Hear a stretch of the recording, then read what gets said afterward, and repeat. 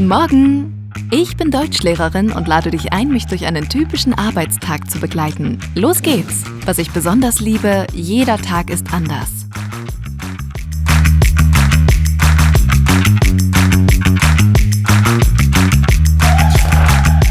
Langeweile gibt's hier nicht.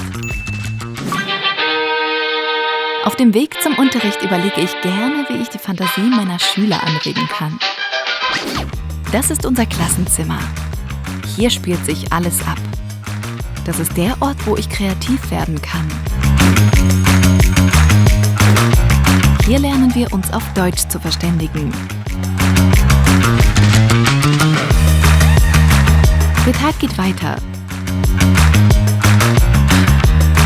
Hier fördern wir freies Denken. Und das nicht nur an einem Ort, sondern auf der ganzen Welt.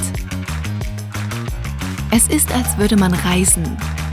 In 6 Monaten könnte ich zum Beispiel hier oder hier sein, mit immer neuen beruflichen Möglichkeiten.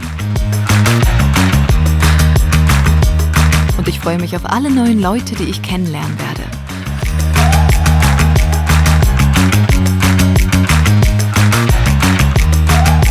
Und ehe ich mich versehe, habe ich schon meine eigenen Followers gewonnen. So endet ein langer Tag. Und ehrlich gesagt, habe ich so viel Energie getankt, dass ich nicht mal eine Antifaltencreme brauche. Wenn man liebt, was man tut, schläft man friedlich wie ein Täubchen. Wenn dir das Deutschlehren durch den Kopf geht, zögere nicht länger. Gute Nacht!